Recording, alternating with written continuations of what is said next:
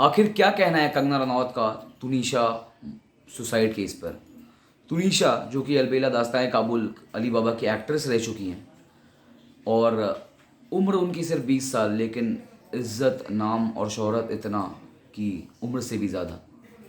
लेकिन अभी हाल ही में उनको लेकर एक न्यूज़ आई थी कि उन्होंने सुसाइड कर लिया है और वो नहीं रही। लेकिन और साथ ही साथ ये भी एक अनुमान लगाया जा रहा है कि शेज़ान जो है उनके वजह से उन्होंने सुसाइड किया है, या क्योंकि रूमर्स ये हैं कि शेज़ान जो है वो उनके साथ रिलेशनशिप में थी। तुनिशा और शेज़ान का रिलेशनशिप था और ये दोनों का कुछ चल रहा था, अफेयर चल रहा था साथ में। तो तुनिशा जो है वो जब ऑन सेट थी तब उन्होंने अपने मेकअप रूम में जाकर फांसी लगा लिया खुद को। और उस समय जो सेटर क्रू मौजूद थे वो उनको हॉस्पिटल लेकर गए, लेकिन हॉस्पिटल पहुंचते ही जो है उनको मृत घोषित कर दिया गया था। उसके बाद वाले पुलिस ने सेट पर जितने भी लोग मौजूद थे ऑन सेट, या फिर मेकअप मैन या कैमरामैन, जितने भी लोग थे सबसे पूछताछ करी और शेज़ान को जो है कस्टडी में लिया गया। अभी हाल ही में शेज़ान की कस्टडी भी बढ़ा दी गई है जब उनको वसई कोर्ट ले गए।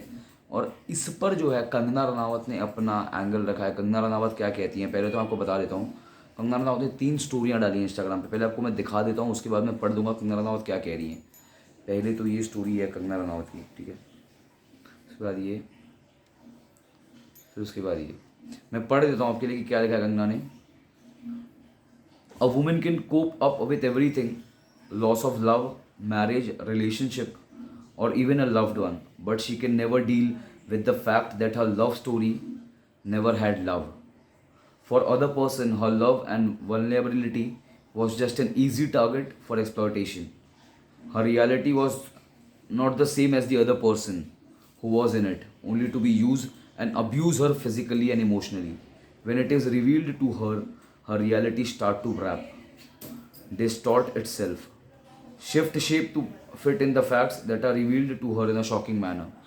Every incident, each experience she associates with beauty and love starts to replay in her mind slowly, blending dream, reality, imagination all in one in order to fit in the brutality of a betrayal.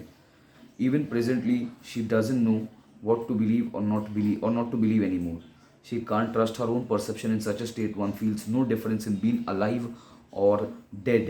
After all, life is just our perception, and if she decides to end a life, please know she didn't do it alone. It's a murder. इस पहले statement में कंगना ये कह रही है कि अगर आप किसी के साथ प्यार में हो लेकिन बाद में आपको पता चले कि आप किसी ऐसे इंसान के साथ प्यार में हो कि जिसमें सिर्फ आप ही प्यार में हो और सामने वाला प्यार में नहीं है, और जब आपको पता चले कि आपके साथ सच में धोखा हुआ और उसके बाद आप एक ऐसे स्टेट में पहुंच जाओ जब आपको पता ही नहीं चले कि आप जिंदा हो या मर गए, और उसके बाद अगर आप सुसाइड जैसा कदम उठा रहे हो तो फिर ये सुसाइड नहीं है, आप अकेले नहीं मरे हो, आपका मर्डर हुआ है। और उसकी आगे वाले स्टोरी में वो कहते हैं कि indulging in polygamy with multiple women without their consent or knowledge should be a criminal offense.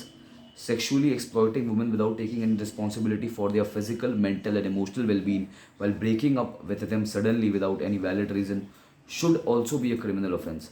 We need to take our daughters. It is responsibility of the government to protect and enrich the feminine. A land where women are not safe is destined to doom. I request Honorable Prime Minister Modi ji, like Krishna rose for Draupadi, like Rama took a stand for Sita, we expect you to make strong laws against polygamy without consent, acid attacks against women, and of course, chopping them into many pieces should amount to intimate death sentence without trial. इस story में वो कह रही हैं कि अगर आप किसी भी महिला के साथ, चाहे कोई भी मर्द हो, अगर किसी महिला के साथ वो सो रहा है, उसके साथ इंडल्ज हो रहा है मेंटली, फिजिकली, सेक्सुअली, तो उसके खिलाफ भी कोई रूल आना चाहिए। अगर वो उस महिला के साथ फिजिकल होकर उसको छोड़ रहा है और कोई वैलिड रीज़न नहीं दे रहा है, उसके ऊपर भी कोई लॉ आना चाहिए। उसके बाद जो है वो ये भी कह रही हैं कि जिस देश में महिला की इज्जत नहीं बचा सकते हैं, वो देश पाप से भर जाता है। जिसके बाद उन्होंने नरेंद्र मोदी जी को टैग किया है और कहा है कि जैसे कृष्णा जी ने द्रौपदी के लिए कदम उठाए थे, जैसे राम जी ने सीता के लिए स्टैंड लिया था, उसी तरह से आप भी कुछ कीजिए। और फिर उसके बाद अगले स्टोरी में वो कह रही हैं, the way legal frauds are dealed with, the way financial frauds are dealed with, the way land frauds are dealed with, just the same way emotional frauds should also be dealt with. Maybe emotions are not tangible, but so are lies.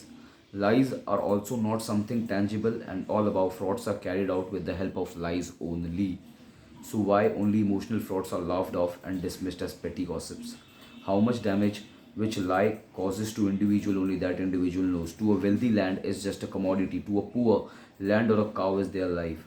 They are only source of nourishment. To an insensitive person, emotions may be funny, but to a hypersensitive person who feels and thinks deeply, has a strong sense of righteous emotions and lies, can be baffling tangible realities. इसमें वो कह रही हैं कि आप जो है ना फ्रॉड के साथ डील कर सकते हो, फाइनेंशियल फ्रॉड के साथ डील कर सकते हो, लैंड के फ्रॉड के साथ डील कर सकते हो, लेकिन इमोशनल डील के साथ भी आपको उसी तरह से, इमोशनल फ्रॉड होता है ना जो, उसके साथ भी आपको उसी तरीके से डील करना पड़ेगा. सच जो है ना वो कभी कभार टेंजिबल होता है और उसको एक फ्रॉड के वे में कैरी किया जाता है, लेकिन इसका ये मतलब नहीं है कि आप इमोशनल फ्रॉड को हंसकर निकाल दो. ठीक है, क्योंकि एक अमीर आदमी के लिए ना उसकी कमोडिटी ज़्यादा ज़रूरी है, एक गरीब आदमी के लिए उसकी ज़मीन और उसकी गाय ज़्यादा ज़रूरी है. उसी तरीके से एक ऐसा बंदा जो काफ़ी ज़्यादा इस समय अच्छे स्टेट में नहीं है, उसके लिए अच्छे स्टेट में होना सबसे ज़्यादा ज़रूरी है. अब इस बारे में आपकी क्या राय है? क्या कंगना रनौत के साथ आप भी खड़े हैं? ज़रूर बताइएगा हमें हमारे कमेंट सेक्शन में लिखकर. और इसी तरह की बॉलीवुड की इनसाइडर इन्फॉर्मेशन और गॉसिप जानने के लिए बने रहिए हमारे साथ, यानी कि फीफा फूस के साथ. धन्यवाद.